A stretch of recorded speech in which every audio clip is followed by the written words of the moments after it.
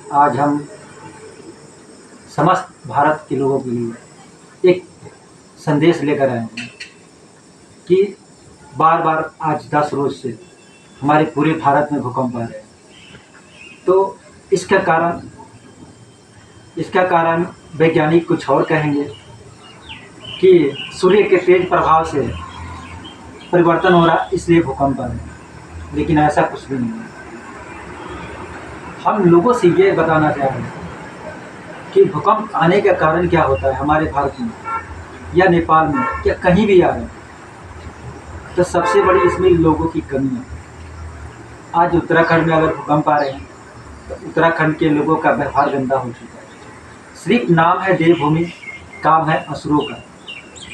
आप बुरा नाम है, इसलिए कि अगर इंसान का अगर देवभूमि में जितने भी लोग रहते हैं उत्तराखंड में, तो उनकी बर्ताव, उनकी विचारधारा देवताओं की तरह मिलना चाहिए।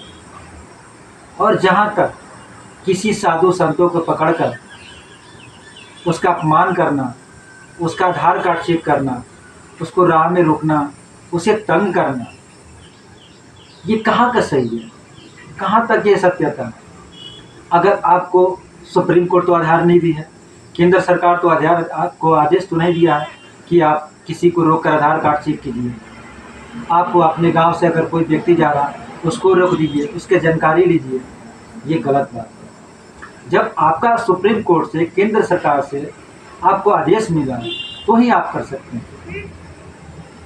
तो सबसे पहले अगर हम साधु संतों को लेकर बात चल रहे हैं कि अगर उत्तराखंड में कोई भी साधु संत जा रहे हैं तो उनकी आधार कार्ड जांच की जाए। तो अगर मान के चलिए साधु संत का घर तो होता नहीं, क्योंकि जन्म से हर इंसान का घर तो होता है, परंतु जन्म के बाद तो अपने घर द्वार को सब त्याग देते हैं, तो फिर उनकी आधार कार्ड कैसे होगी? और आधार कार्ड जब उनकी हो जाएगी तो साधु कहाँ है? उस साधु के अंदर साधुवत्ता खत्म हो जाती है।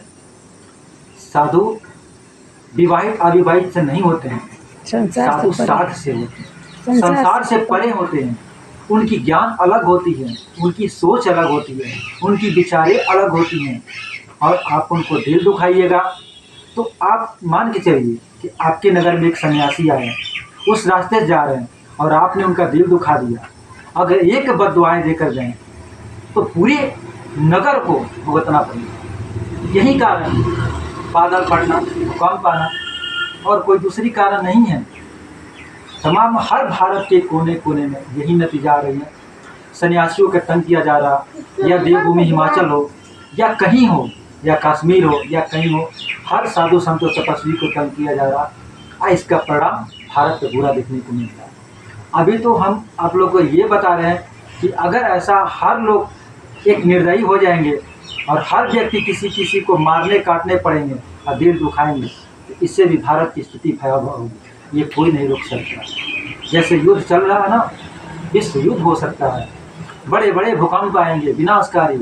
इसे आप लाख पूजा कर लीजिए, माथा टेक लीजिए, कुछ भी कर लीजिए, कोई फायदा नहीं होगा, सारा नुकसान होगा। चाहे आप महामृत्युंजय मंत्र करा लीजिए, अश्वमेध यज्ञ करा लीजिए, कोई आपका फल। जब भी आपका भारत में सुधार आएगा जब आपका कर्म सुधार अच्छा होगा। पूजा लाख कर रहे हैं और आपकी कर्म गंदा है, परमात्मा आपका साथ कभी भी नहीं देंगे, कभी नहीं दे सकते हैं। अरे बिनती है कि सुधार लाए, अच्छा लगे शेयर तो करें, ज़्यादा से ज़्यादा शेयर करें।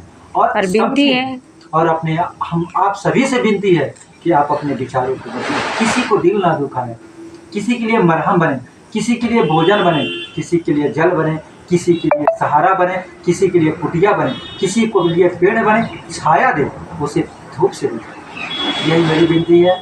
इसके साथ विराम लेते। जय श्री राम।